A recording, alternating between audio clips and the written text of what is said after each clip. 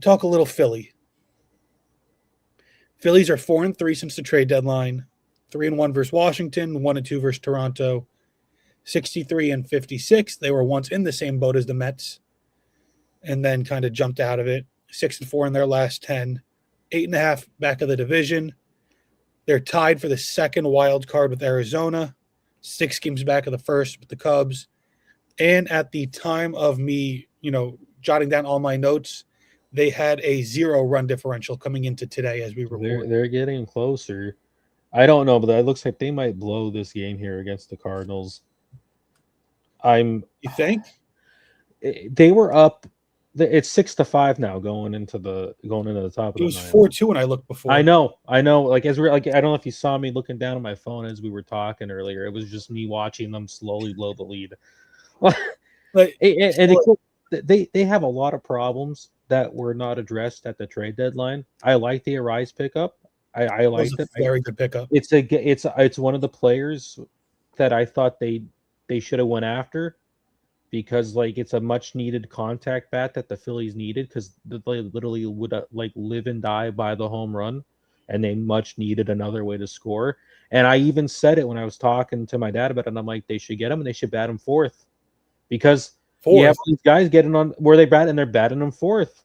It's like, because it makes sense to me, because he's a contact, he'll hit the ball, put the ball in play, and the Phillies are living and dying by the home runs. Like, they're getting guys on base and they leave a ton of guys in scoring position. So having that guy batting cleanup, that's no power. Like, it sounds kind of unconventional, but I mean, it is, but I can understand where it comes from. The ball in play is just where it needs to be. I mean, ideally, I would rather him batting like third, but it's just second. I mean, second, maybe. I think third would be okay, but it's just because you have Harper and Schwarber, so you can't. Right.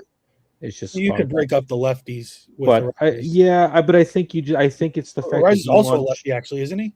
They're all lefties, but I don't think Arise he's just so, I don't think it matters. I saw something really funny though when the Phillies traded for him, that Arise can get on base 1,000 times in a row, and then Boehmel hitting just into 1,000 double plays in a row. Yeah, he hasn't been playing. Like, they have a ton of problems, Corey. Like, they have, because like now, like, I don't like. And I thought a quick fix, like moving Arise to first and then Harper to the outfield. How's that worked out? Well, I don't know if Harper can play the outfield anymore still. He doesn't look as good. I mean, it might just be, a little rust. Little rust and stuff. But like, he's kind of hurt now with knee soreness. So you have him DH and Schwarber's playing first. Boehm's benched. You have Stott playing third. Stott's great. Stott's playing third great. He's doing a way better. Like, I mean, he is fantastic at third and stuff. And you have Rice playing second. So I don't know what's going on there. But now you have the pitcher they just played, were Caleb Killian, hurt. Right. IL now. He's hurt immediately. I like, and that's just a story of how's Brooks Raley, the other reliever. Not too great. One of the first times I saw him, he gave a home run up. They're doing so bad, and they didn't address one of the biggest needs I thought this trade deadline was a starting pitching, and it's still a big problem. And they needed, I think, more relief pitching, honestly, because now Caleb Killian's hurt, and they traded away one of their relief pitchers. I forget his name. It wasn't.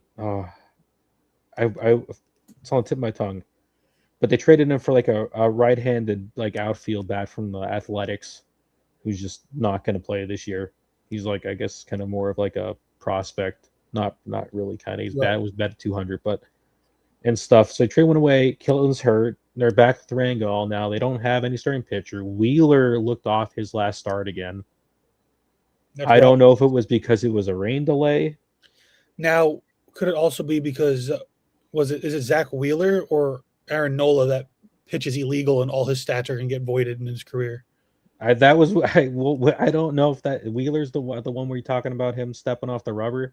Yeah, the one pitching illegal, so all of his statistics are going to get wiped out because he's never thrown a legal pitch in his life. That guy? I don't know. There's no. Does he do that every single game, or was it just that? You're the Philly fan. You're the one that watches him. I don't know. I never took. I don't know if it is pretty crazy how he just starts off the rubber pretty much. He pitches off the rubber, not like north south where he's closer, but east west where he's closer to first base past the rubber. And that allows him to dominate that, inner to a lefty, outer to a righty portion of the plate, that first base side of the plate. And so that could be part of why he's struggling is now he has to adapt and pitch like everybody else, where that I little don't think edge that he had. like he's still. I don't know if that's it. I don't know if that was it. I It's have no partially. clue, but he looked like he. I don't like he just didn't look as good and He's stuff. also older. He had thoracic outlet last year. Yeah, I don't know. In the last game, to be fair, it was like a rain delay, so the game started later. So Has Wheeler talked about retirement? The last I heard were some like kind of like whispers and outlooks in the Phillies front office that he's because he's supposed to retire after the thing was he has one more year left, I think, on his contract. So And then after that, he was supposed to retire. Like that's what he said. Right. But the Phillies front office seems like they're kind of optimistic that he's going to sign another like a 1 year deal after that instead of retiring.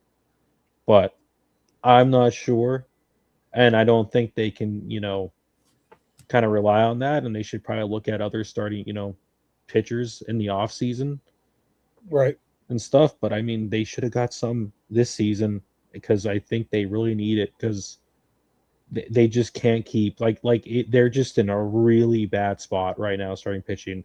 Well, start pitching, then outfield play has also been a really big issue. Yeah, the outfield I think's been better. I'm okay with the outfield now because you have otherworldly. Marsh is there.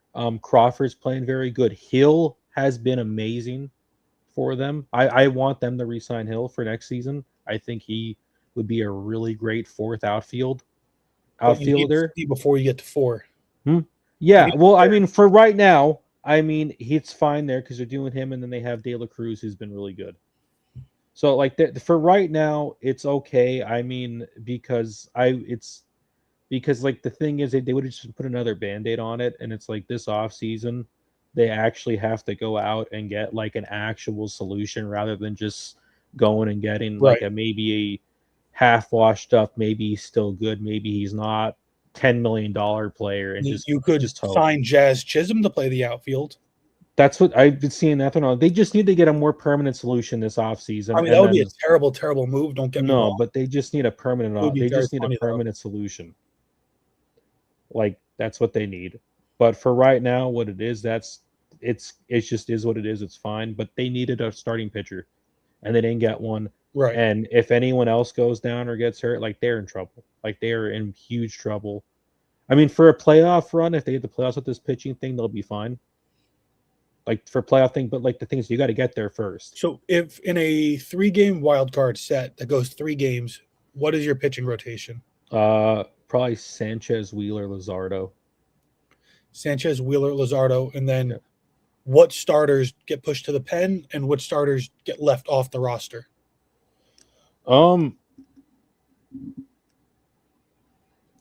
I would not want Painter there. I just don't. So Painter off the roster. I think Nola might be okay from the pen because he seems to be okay with like 3 or 4 innings. Okay. Usually. And then once you get into that there, like he's okay. I mean, he has the home run thing up, but I feel like you can get I feel like in a playoff thing, he can come out of the bullpen for like an inning or 2 for you. Painter, I don't know, but I would think like Walker. For a 5th pitcher just to eat innings, because at least he ate innings and it was a loss.